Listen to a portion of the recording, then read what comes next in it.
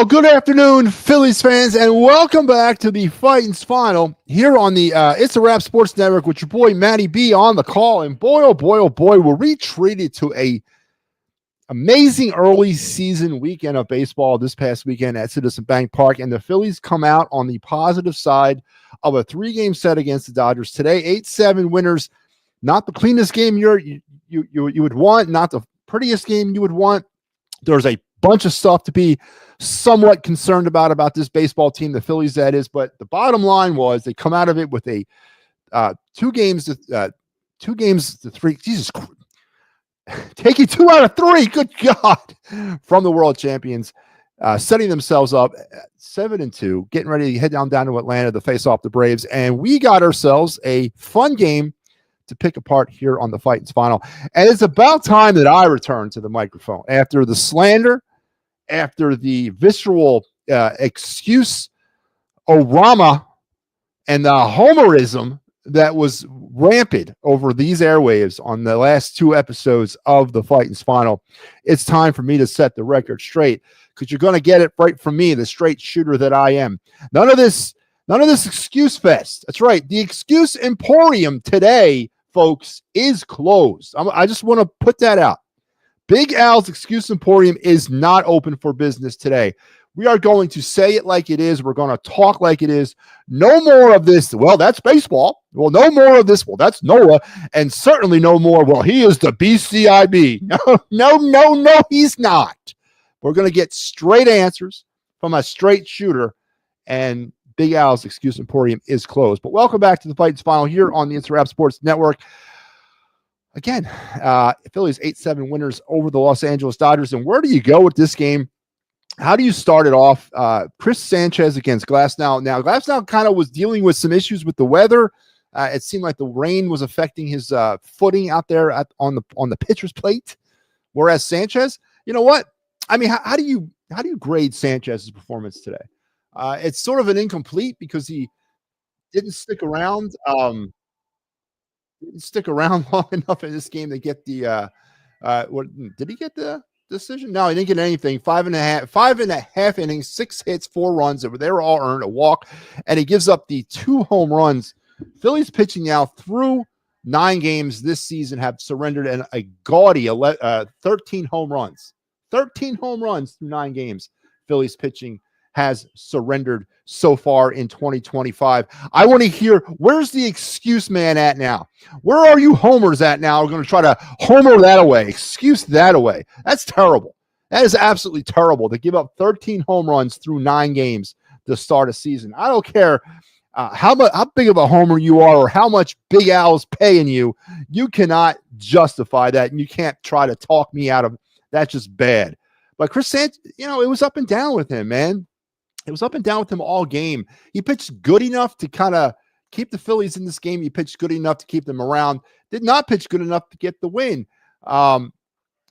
As on the other side, Glasnow, I mean, he struggled dealing with weather issues all day. I don't know what the problem with him with the rain was. Only lasted 2 innings, gave up 2 hits. Yeah, he gets charged with 5 earned runs, which is a little bit of a misnomer because he didn't give up the grand slam to Castellanos, but he did load the bases. So he gets charged with the 5 earned runs. And he only struck out 2 in a very abbreviated up and down performance for him.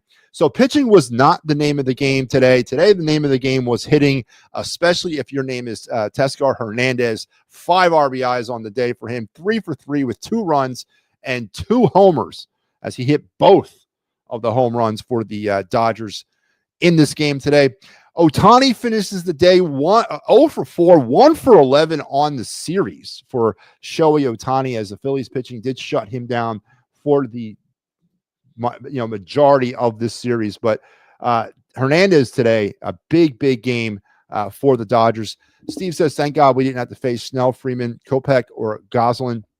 Steve, here's the thing, and I feel you there, man. I do, but you can't live that way. And I don't live that way. Well, Phillies faced who they had to face, and they beat who they had to face. Unfortunately for the Dodgers, you had Freddie Freeman slipping in showers, and you didn't get around to seeing Blake Snell and you and the other guys. So it is what it is, man. The Phillies took care of their business. They won their third series of the season. They've won every series they've played so far this year. They didn't capture their third series victory till April 17th of last year. They're pitching, for the most part, with the exception of the gaudy-ass 13 home runs that they've given up through 9 games, has done well. Hitting is still what it is. We had Sosa back in the lineup today, ended up going 2 for 4, and we're going to get to Osmando Sosa here in a second, because I don't honestly think there's any way you can justify keeping him out of the lineup until he goes cold. And all you... it just boggles my mind, some of the Phillies fans that I come in contact with. You know, you guys are all over Rob Thompson for being analytical. You're all over him, right? You're all over him. But yet the same side of your mouth, you're saying that Sosa can't play every day because he's not an everyday player. Now, I know he's not an everyday player, but until he shows me he can't hit a ball anymore, he is an everyday player. You cannot justify keeping him out of the lineup. He was 2 for 4 today, to include legging out the potential double play ball that led to the winning run. How can you bench that? But we're gonna bench him for 2 for 4. We're gonna bench him for batting like 600 because he's not an everyday guy. But Bryson Stott, who gets doubled off of first base yesterday, not only doesn't get benched for the rest of yesterday's game, but comes right back out there today with no accountability other than maybe whatever happened inside the clubhouse. How can we run a baseball team like that? I don't understand that, folks. I'm asking for some help from the general public. Somebody tell me what is going on and how do the Phillies run a baseball team like that? When you're benching a guy like Sosa because he's not an everyday guy, but yet Stott is allowed to play seemingly uninterrupted through some of the most stupidest baseball play I've ever seen in my entire life. I need to know. Honestly, I honestly need to know. But let's get into this game today because the Phillies did win, and that's a positive thing. Let's break down some box scores for you on the day. The Dodgers would finish with 7 runs on 9 hits, no errors. Phillies 8 runs on 6 hits.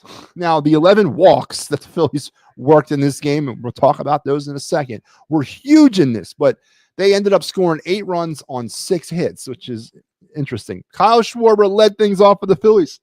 If you're keeping track at home like I am, he is now taking down Trey Turner, currently on the leadoff tracker of 2025. That is the 7th time Schwarber has led off the season to the 2 times that Trey Turner has. I'm going to keep track of this because I want to see how really askew it is at the end of the year, because I guarantee it'll be pretty askew. Schwarber, 0 for 3, but did score the run, had worked his way on the base twice with 2 walks, but also struck out twice. Offensive standouts, obviously, let's go to Nick Castellanos, 1 for 4, but that one was a huge grand slam, his first as a Philly. It capped off a 6-run third inning that got the Phillies back in this game after Sanchez gave up the opening runs of the game on the home run with the first of the Tedesco Hernandez home runs. But Castellanos gets the Phillies right back in this thing, capping off a 6-run third inning with the grand slam. Sosa, again, 2 for 4 with the RBI, the game-winning RBI of the day, legging out a potential inning-ending double play and beating the throw down the first base to enable the Phillies to take the 8-7 lead. So big offensive productions from Nick Castellanos and from Edmundo Sosa. And I asked this question once again: how can you justify keeping this guy out of the lineup until he cannot swing the bat? Once he goes cold, yeah, by all means, sit him. But how can you justify not starting him every day? On the Dodgers side, Betts was 2 for 5. Hernandez, the big day for the Dodgers, 3 for 3 with 5 RBIs, 2 homers, and 2 runs scored. Those were your big names. Will Smith also went 2 for 4 for the Dodgers. Pitching-wise, or for some of the administrative stuff, the Phillies would leave 8 on base. The Dodgers would leave 5. The Phillies were 3 for 11 with runners in scoring position, and the Dodgers were 2 for 6. Kepler grounded into a double play for the Phillies. The Phillies so far through 2025, another interesting stat that's concerning, have now grounded into 9 double plays through the first 9 games. So for you math whizzes out there, that's 1 a game. That's not good. You're averaging one grounded into double play per game. Not going to buy that as being good. Pitching, Sanchez 5.5, 6 hits, 4 runs. They were earned. He had the walk, and he had an impressive 9 strikeouts.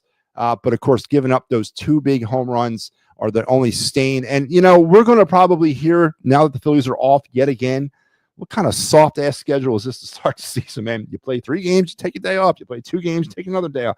But anyway, they're going to take a day off tomorrow before heading down to Atlanta. How much more are we going to talk about the home run situation with the Phillies? Phillies pitching, not necessarily the starting rotation, but yeah, they're kind of the main culprits here. But the home run situation with the Phillies has been out of control this year.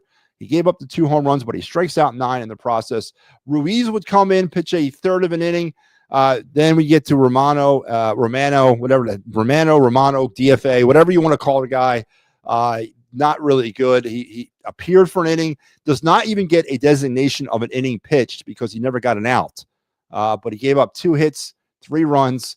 They were all earned, a walk, and now his ERA is a healthy. Jordan Romano's ERA, a healthy 15.75. Is it time to run him out of town 9 games in to the 2025 season? Because it has not worked up to this point, and it's becoming somewhat laughable. Ryan Kirkering would pitch an inning, Matt Strahm would pitch an inning, and then Jose Alvarado comes on for the clean save in the 9th as the Phillies walk away from this thing with the 8-7 win. For the Dodgers, Glasnow, Viesa, Dreyer, Yates, Thurman, and Garcia all would pitch in a losing effort. And there you have it, man. The Phillies, and as for the bullpen goes, it was today actually looked like kind of, and I want to say kind of, how you would run an actual bullpen in the game. I mean, I'm not saying they didn't have roles, but seeing Kirkering later in the game than the 6th inning was good. Seeing Ruiz in the 6th inning was good. Maybe it's a step in the right direction of getting roles assigned to the bullpen. I don't know. I don't want to get too far ahead of myself. Scoring summary, the Dodgers, again, would get on the board first in the 1st inning. Tedesco Hernandez, first of 2 home runs to give them a 2-0 lead. It was a 2-run shot. Harper then would get the Phillies back in it in the 3rd, first by knocking in Marchand to make it 2-1, and then Schwarber would score on the Glasnow wild pitch, thus tying things up at 2. And then here comes Nick Castellanos with the bases loaded with the grand slam, as I said, capping off a 6-run 3rd inning. Phillies had the 6-2 lead, but maybe you were thinking the same thing I was out there. It's the 3rd inning, and it's the Dodgers. I don't know if this is going to be enough, and it wasn't, because here come the Dodgers in the 4th. Hernandez's 2nd home run to make it 6-3. In the 5th, Hernandez would double in Edman to make it 6-5. And then Hernandez again would sac fly in Ohtani, tying things up at 6. This is in the 7th. Now Smith would double in. This was the Romano inning. Smith would double in Betts to make it 7-6. That was off Romano, and that would be the end of Romano's day. But then Bryson Stott getting things going for the Phillies with the base hit in the 7th inning, scoring Bryce Harper, and then Sosa legging out the fielder's choice to prevent the double play and allowing Max Kepler to score, make it 8-7. The Phillies would hold on today in a wild 8-7 victory, pushing their record now to 6-2 and dropping the Dodgers to 9-2. So, again, we got away with the win, and we got away taking 2 out of 3 from the Dodgers. You got to feel good about that. Please get Romano out of Philly. So, I mean, I typically, Mike, am not one to sit here and talk about running somebody out of here 9 games into a season. But this guy has been so bad in his appearances, a 15.75 ERA. I mean, I don't even know what that's like. I can't even compare that to something because it's so bad. And he just doesn't look right. His mechanics don't look right. His delivery is all quirky, and that's his way and all, but it's not working. And, you're obviously not giving up on the guy 9 games in. You're just not going to. But you got to wonder, what's the backup plan? What's the backup plan if Romano does not improve? Well, is Ranger the backup plan going into that bullpen? Mick Abel potentially, Seth Johnson as well down there in AAA. Are those the backup plans? Because that's something that the Phillies are probably going to have to start thinking about, because it's not looking too good right now. But I am not going to give up on the guy 9 games in. The bumbling manager, Robbie, gave the big FU to the fans as he keeps putting Romano. Now, come on. He's listen, Rob's got a job to do, man, and it's to win games, yes, but it's also to work players out of slumps. Players go into slumps all the time. I'm not saying you're wrong, but it's not the FU. It isn't. I mean, you're paying this guy to pitch.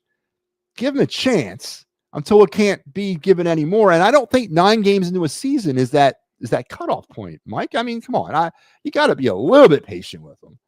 The old saying, when you buy something, you get what you pay for. Well, the Phillies went to the bottom of the barrel and brought a dead fish in Romano. Yeah, I was looking that way. Glasnow was like one of those thoroughbreds you can't run. Boy, man, Steve, was he friggin' struggling out there in that. And then, the umpiring, listen, you might as well cut the sound on this one because you're never going to hear this from me again. The umpiring was terrible today. And I don't mean that by missing pitches out of the zone. I'm not because I am not in a position to say what balls were in the zone and what balls were not in the zone because I don't use that box as anything. That to me is a reference point, and that's all it is. You people use it as religion and gospel. I don't. Yeah, the best view of that pitch is from right behind the catcher. I didn't have that view, so I'm not going to critique necessarily balls in and out of the box. That's not what I'm telling you guys. It's consistency. I know he wasn't calling. Wendell wasn't calling anything low all game except to the end when he got Sosa on that low strike. Now that was low in his zone, but it was in. Now he wasn't calling low strikes the whole game. There is some sort of consistency that you got to follow through as an umpire. If you're going to call him low, call him low. If you're going to call him high, call him high. If you're going to call him all over the place, then call him all over the place. But he was giving that low pitch all game long, and then he takes it in the end of the game. So I can understand the frustration. And consistency wise, he was not good today. I'll give you that. I'll post his report card up when it becomes available tomorrow so we can see just how bad he was. But no, umpiring today was not good. The only reason that Romano came in Philly is because nobody else would sign him. But the other bumbling fool, Dombrowski. Listen, Mike, you're right. At this point, I'm not going to argue. You sit here and argue with the guy with a 15.75 ERA. I'm not. But I'm also not ready to ship him out of here after 9 games because 1, it's not enough games. 2, who the hell's the replacement? And 3, it's not enough games. I really want to stress that 9 games are not enough because I guarantee you, with Atlanta starting out 0-7, they were probably wanting to run out that whole team. You just got to be a little bit patient. Now, you might be right. Romano might be damaged goods, and he probably is at this point. But until you tell me what the other plan is, we're stuck with them. Well, I'll hold you to that, Mike. I'm definitely going to hold you to that. So our record is somewhat in jeopardy. I give Romano until the end of the month to get it right. Its major surgery is coming off. Yeah, and see, listen. I'm prepared to give him more than that. Honestly, I really am. You can't judge it, man. You really can't. And you're right. It's coming off major surgery. Rob's got to keep going back to him. Now it's got to be interesting because you got to work on the pitcher's psyche. You got to work on his own confidence, and you got to be able to be, as a manager, hey, listen, I'm not buying it today or I'm not feeling it today, but I'm going to put you back out there in a high leverage moment because I trust you and I know you're going to come out of it. You got to keep doing that till you cannot do that anymore. And I just don't think 9 games is that point. So I agree with you, Steve. But big win today. I mean, huge win for the Phillies. Take 2 out of 3 from the Dodgers. 3 season sweeps or series sweeps to start the season. They will have the day off tomorrow before heading out to Hotlanta to face the Braves. And let's get to our Broad Street bottom line, shall we?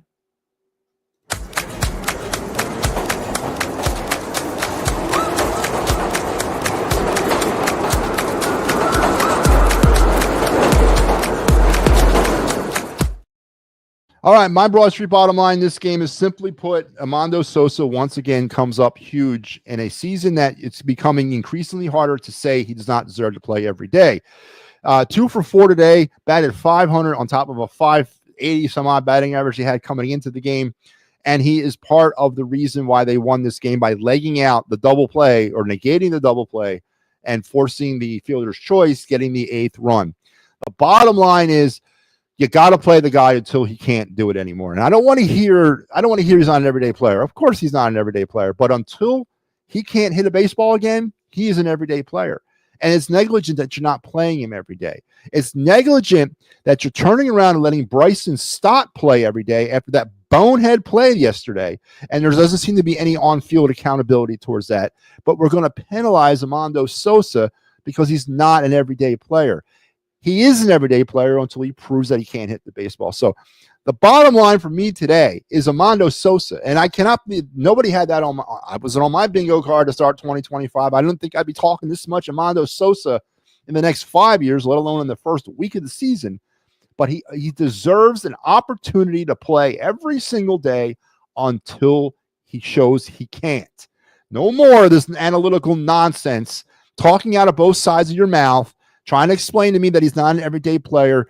Yeah, he is. Right now, he's an everyday player until proven otherwise. So the bottom line was, thank God for Armando Sosa today, because he was legitimately part of the win, as he has been somewhat in every situation that he's been in since the season.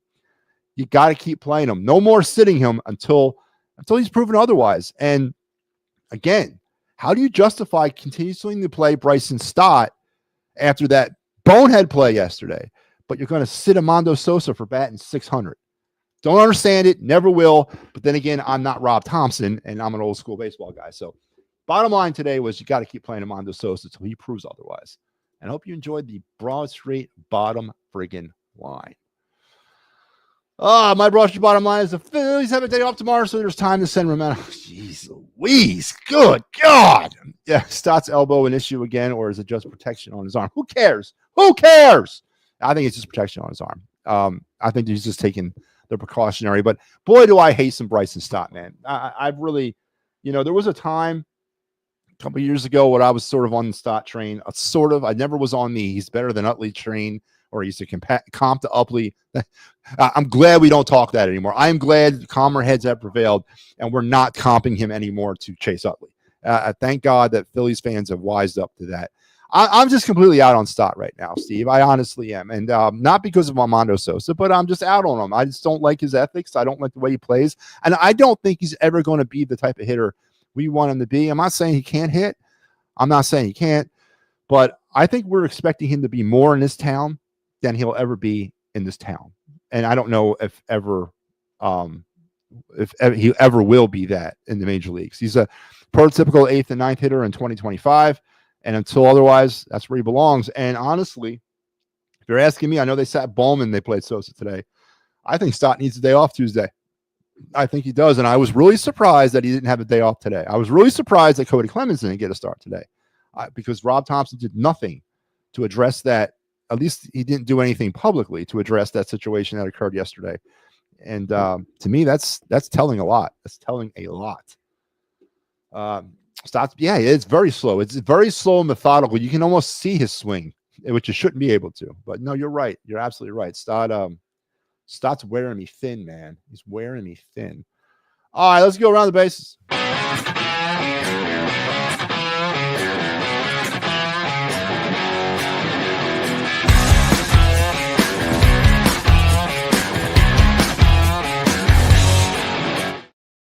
Yeah. It's around the bases on this lovely Sunday afternoon. First full week of the season now in the books, kind of, I guess. Full week. Let's talk about games that are in progress currently. In the top of the 10th, it is 7-7 Astros and Twins from Target Field in Minnesota. In the bottom of the 9th in Wrigley, it's 8-7 Padres over the Cubs. Top of the 9th in Carrera, it is the Rockies all over the Don't Call Me Oakland A's 12-4. In the top of the 6th, it is 4-2 Giants over the Mariners in the Bay. Top of the 6th out there in Los Angeles, it's 2-2. Guardians and Angels all tied up. Tonight, 7 o'clock start, the ESPN game. I won't be saying that much longer, as the ESPN's contract with MLB is ending this year, but the Cardinals will be playing the Red Sox tonight from Fenway at 7 p.m. Games that have gone final. It was Washington 5-4 over the D-backs. The Pirates 5-4 over the Yankees. It was 5-4 in the first game of the doubleheader from April 5th, 5-4 Red Sox over the Cardinals. So they played earlier today, and they're going to play again tonight. It was 4-3 Tigers over the White Sox, 2-1 Mets over the Blue Jays, 4-1 Royals over the struggling out the gate Baltimore Orioles, 8-2 Brewers all over the Reds, and Texas 4-3 winners over the Rays. And games that were postponed due to rain, Miami and Atlanta were rained out, so they will make it up. When was it? Tomorrow they're making it up? They will make it up August the 9th. So there you have your around the bases on this lovely Sunday afternoon here in Major League Baseball. And let's get going. Bench Stott and play Sosa, but we're asking another from Robbie. Again, I don't have nothing for that, man. I don't, because you're right, Mike. You're right. But it is Sunday, folks, on the Fighting Finals. That means we have a special treat. It's our Down on the Phillies farm segment, and it's the first week that we can talk about all the minor league teams back in action. The Lehigh Valley Iron Pigs started their season last Friday, not this current Friday, but the Friday before that. Everybody else started on Friday. So we're going to talk some Pigs. We're going to talk about them all except for the FCL Phillies, who do not start until May 3rd. So all the levels of minor league play are in action, with the exception of the FCL Phillies, the rookie leagues. But we're going to get into that tonight, the Down the Phillies farm. But before I start that, Andrew Painter will be making a start. That's right. You heard it here, baby. April 11th, Friday, against Daytona. He's pitching for Clearwater, the Threshers. He will start on Friday down there in Florida against the Daytona Targoons. What I don't know who they are. They're the Cincinnati Reds low A affiliate. But he's going to get the nod for and it'll be Painter's first start in over 2 years. So the road to recovery has now begun for Andrew Painter, as he will take the ball on Friday against Daytona down there in the was it the South Atlantic League? No, it's not the Florida State League. Florida State League. There you go. All right, let's go over to the Down on the Phillies farm. Again, this is where we kind of walk around the minor leagues, talk about some players, spotlight the players of the week, spotlight pitchers of the week, talk briefly about how the teams did. Now, I do want to remind you that we compiled data here for this segment that runs Sunday through Saturday. So the action that happened today is not going to be rolled into this segment until next week. So we do it Saturday through Sunday. Sunday through Saturday. We run this the data for this. So this is the data compiled from last Sunday to yesterday. I just want to remind everybody that. Let's start our trip in Clearwater with the aforementioned Threshers. Got underway on Friday. They've only played 2 games, not to include what they played today.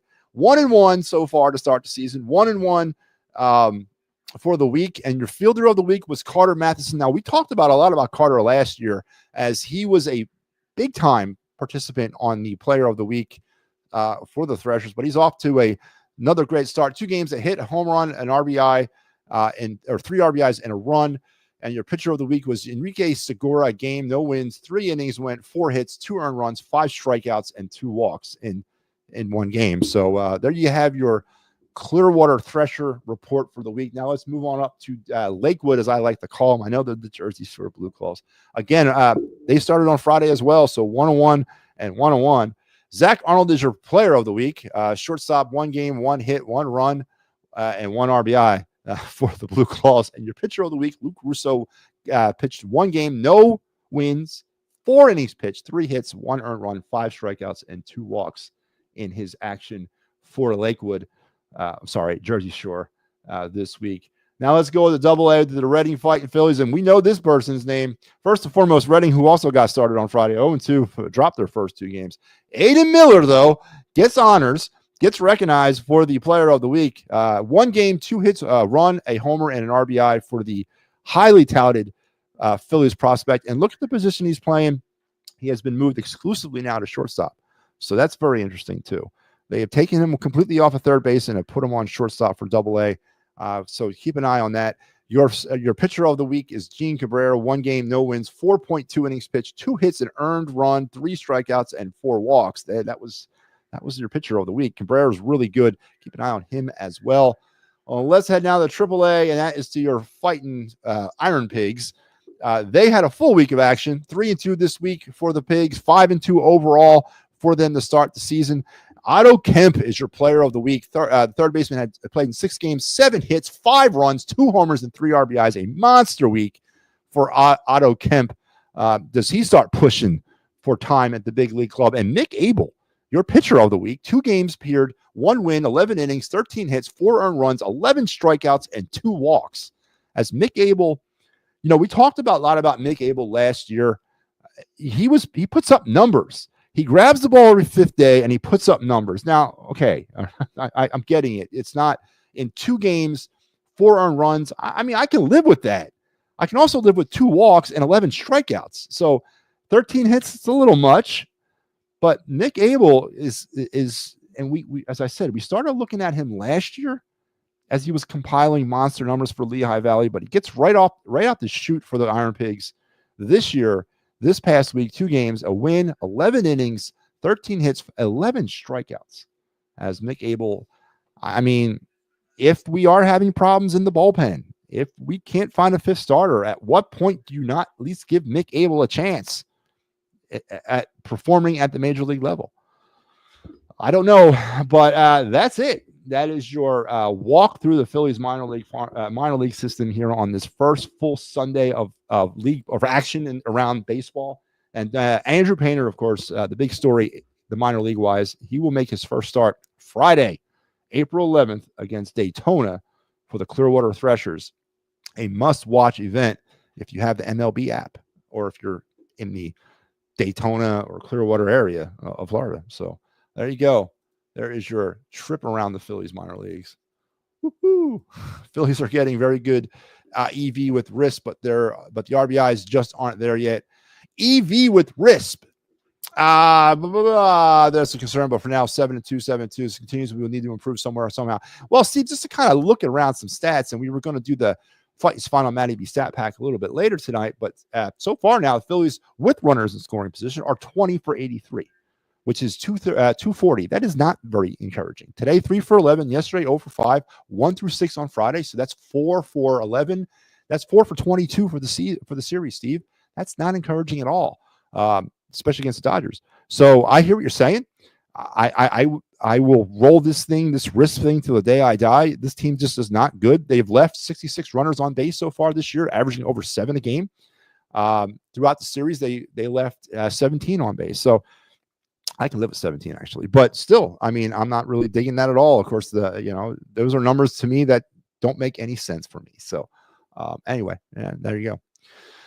Cassidy's grand slam was surely helpful, but EE should be more consistent with our opportunities. 100%. And they still struggle in a lot of base opportunities, overcompensating, bad plate approaches, overswinging, all that stuff. Not trying to put balls in play, but trying to put balls out of play. It's very frustrating. Is Carter Matheson Scott? I don't think so. I don't know. I don't think they're related. I don't know. I got to do some research. I don't have all that information there for you, Steve. I'm sorry, but I don't. But he's a good-looking young player, and we talked about him a lot last year. And keep an eye on him, as he's probably going to earn his way up to Jersey Shore here at some point. But here on the Fighting's final, of course, tomorrow is a day off. They will head to Atlanta and then on to St. Louis for the first major road trip of the season.